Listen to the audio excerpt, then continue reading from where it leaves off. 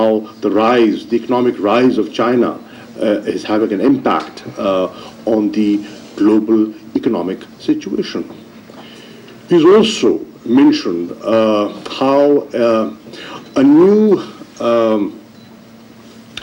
bolden approach, as he calls it, and I call it the Hindutva approach, how it has had an impact on a formulation of policy or thinking, the mindset that we see in the leadership on the eastern side of Pakistan. Hearing what he had to say and the exercise you're getting involved in is reinforcing my point of view that for a transformational foreign policy, as the ambassador put it, it cannot be done alone at the Foreign Office. We need input, and we need input from academia.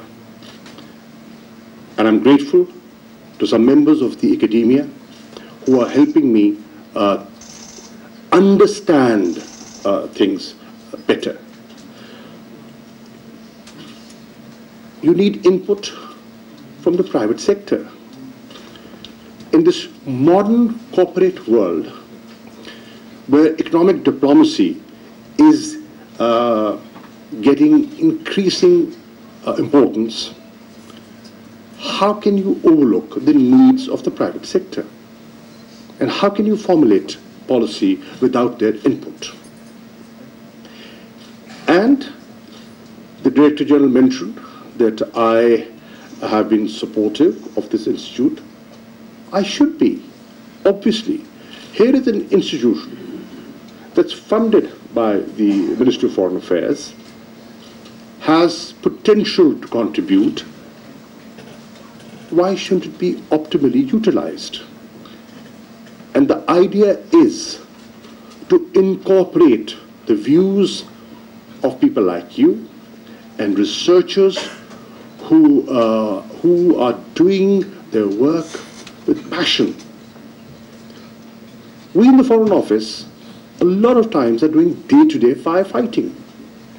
And frankly, this is my second innings at the Foreign Office, and I've learned with time that the average officer working, very competent, very good, very dynamic, does not have time for strategic thinking.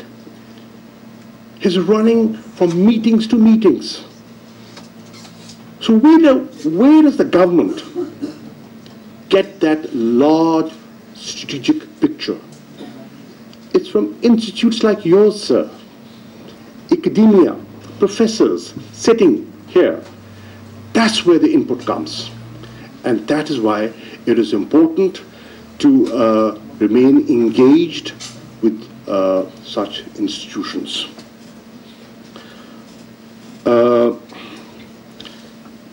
The ambassador mentioned a transformational approach. Yes, sir. We need that transformational approach because things are changing. Things are changing in the region. Realignments have taken place, and we have to be cognizant of those realignments. And Ambassador Shah, I intend to seriously grab the offer that you've made.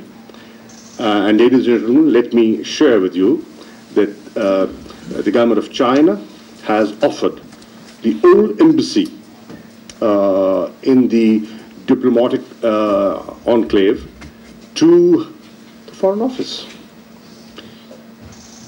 I intend to take that over, reach an agreement with you, and take it over.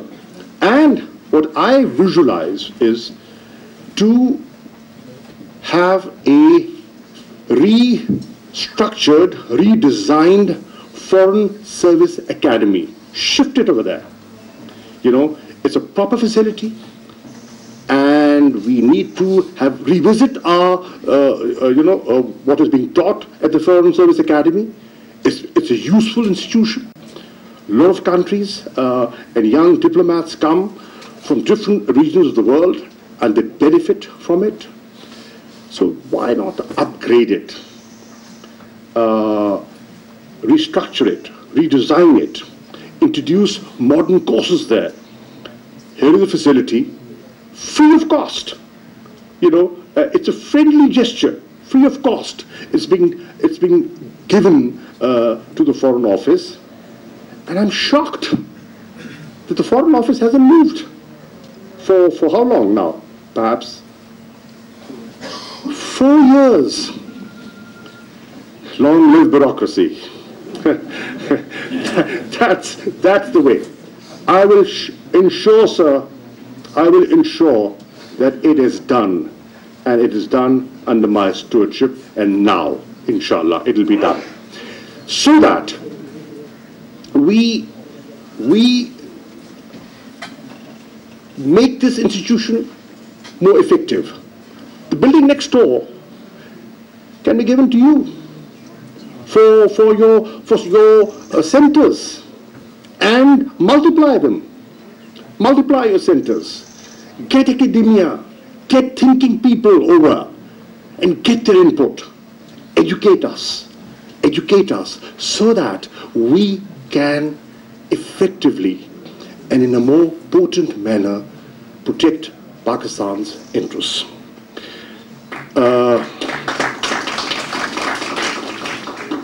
The ambassador mentioned in his statement the new Kartarpur spirit of our government.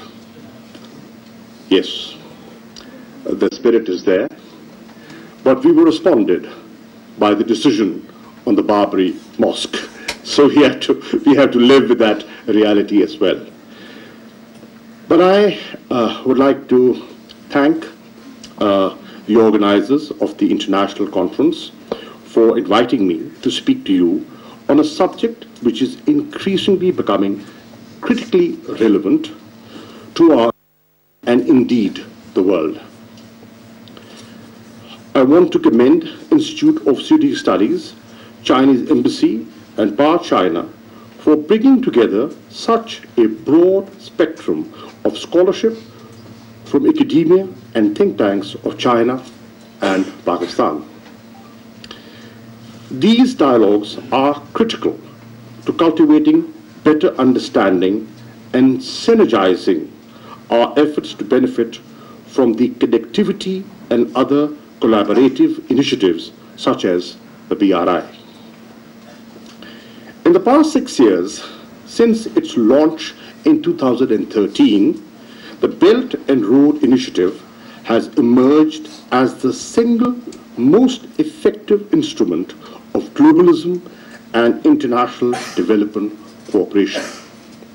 The true potential of the BRI lies in having created an awareness that the world would be better off if we enable each other to attain economic growth and development.